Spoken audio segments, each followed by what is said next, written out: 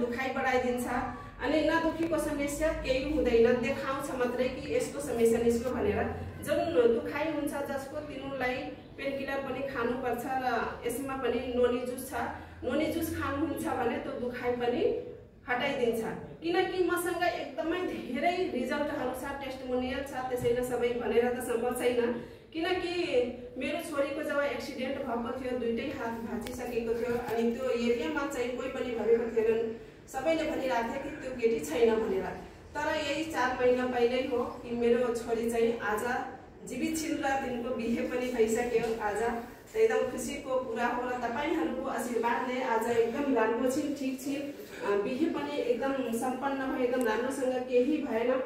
र हेर्नुस् अब भन्ने हो भने मेडिकलमा जुन यो कलेज मेडिकलमा भर्ना थिइन् र त्यतिखेर के भनिरहेको थियो डाक्टरहरू कि तपाईँ के खुलाइराख्नु भएको छ। मसँग डाइरेक्ट त भनिराख्नु भएको थिएन, तर जुन ज्वाइँसँग बिहे भयो उहाँसँग के भनिराख्नु भएको थियो डाक्टरहरू कि के खुलाइराख्नु भएको छ। अब उहाँहरूलाई सबैले यो भनौँ कि त्यो मेडिकलको सबै थाहा भइसकेको थियो कि यिनीहरू दुईटै मतलब मन पराइरहेछन्, बिहे गर्छन् भनेर। अनि ज्वाइँसँग के भनिराखेको थियो कि के खुलाइराख्नु भएको छ, यति छिटो रिकभर भइरहेछ यिनको शरीर, म त यस्तो आजसम्म नि देखेकै थिएन कि यति छिटो मतलब निको भइसकिन्। त्यो हात भाँचेको पनि अब सोच्नुहोस् कति दुख्यो होला, तर मुखबाट एक आवाज सुनेनौँ हामी। आँसु त बग्यो तर आवाज सुनेनौँ र यति छिटो पनि निको भइन्। अब तिनीभन्दा कति न कति कमको बिमारी एकदम अब यही हो सहन नसक्ने। अब हाम्रो किन यस्तो भइराखेको थियो भने कि तिनी शून्य मेडिटेसन गरिराखेकी थिइन्। जब एकदम व्यथा जस्तै एकदम दुखेको बेलामा खाली शून्य मेडिटेसन गरिरहेकी थिइन्। जब निको भइन् अनि म भने कि मलाई यस्तो लागिराखेको थियो, तिमी किन चुप लागेर बसिराखेको थियौ भने तिनी आफै बताइन् घरमा गएपछि कि आमा म शून्य मेडिटेसन गरिराखेको थिए अनि मुखबाट आवाज निस्कन खोजिरहेको थियो, तर दाँत एकदम यसो गरेर बस्थे र शून्य मेडिटेसन गर्थे। त्यसैले म भन्छु कि सबैजना शून्य मेडिटेसन गर्नु। र सुरुमा म के बताएँ कि मेरो पनि डिप्रेसनमा म परिसकेको थिएँ, तर तो जब शून्य मेडिटेसन थाहा पाएँ अनि शून्य मेडिटेसन जब गर्न थालेँ, आज मेरो दिमागको निखार भइसकेको छ। तपाईहरु खुद सुनिराख्नु भएको छ। यदि निखार नभएको भए म कहाँ बोल्न सक्थे र यस्तो।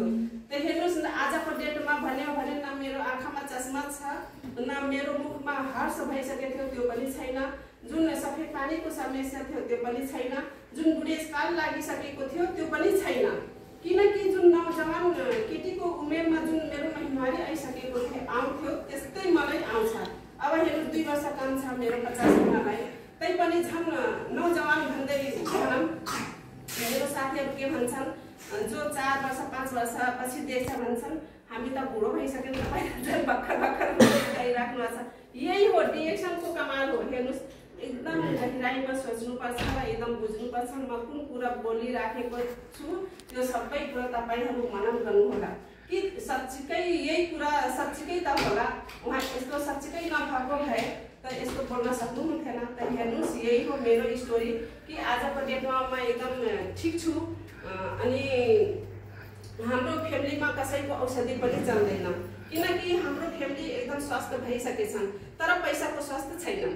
किनकि पैसाको स्वास्थ्य यदि भइहाल्छ भने हामी क्राउन एम्बेसडर बनेपछि भइहाल्छ, त्यो पनि त्यसैमा लागिराखेको छ। र हाम्रो के हो भने यो डिएक्सन सबैको घरमा छ, चिया पेस्ट साबुन त सबैको घरमा हाम्रो यो नेपालको जुन छ पेस्ट राख्नु, लिन्जी कफी राख्नु, यति धेरै काम गर्छ। त्यो लिन्जी कफी भन्ने हो भने त्यसैको बारेमा धेरै टाइम लाग्छ। म अलिकति एक लाइन मात्रै बताउँछु कि पेन किलरको पनि काम गर्छ लिन्जी कफी। यदि मेरो टाउको दुख्छ भने त्यो लिन्जी कफीमा 1 पाउच 1 स्याचेट 1 लिटर पानीमा घोलेर पिउँछु र म पेन किलर खाँदैन, औषधि खान जरुरी छैन। जब लिन्जी कफी सधैँ पिइराख्नुहुन्छ भने तपाईको न स्टोन पर्छ, न शरीर कमजोर हुन्छ, न केही रोगै लाग्दैन, यति राम्रो। र विद्यार्थी जीवनमा त झनै राम्रो काम गर्छ। कम्प्युटर चलाउने, केही ब्याङ्कमा काम गर्ने सबैजनालाई लिन्जी कफी यति राम्रो काम गर्छ। त हेर्नुस् अब टाइम छैन, हाम्रो थोरै टाइममा सिध्याउन छ भनेर।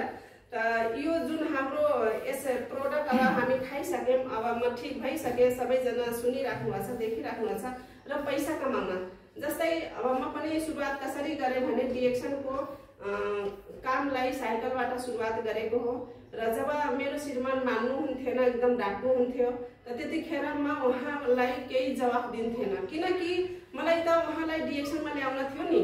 त्यसैले गर्दा म उहाँको खुट्टा पनि ढोक्थेन पहिला, डिरेक्सन भन्दा पहिला। तर आजको डेटमा खुट्टा पनि ढोक्छु, किनकि मेरो पति आउनुहोस्, श्रीमान आउनुहोस् डिरेक्सनमा, र हामी दुवैजना जब मिलेर काम गर्छौँ भने अनि बल्ल हाम्रो जुन लास्ट स्टेप छ सिए त्यो काम गर्नलाई फाइनल गर्न सक्छौँ भनेर।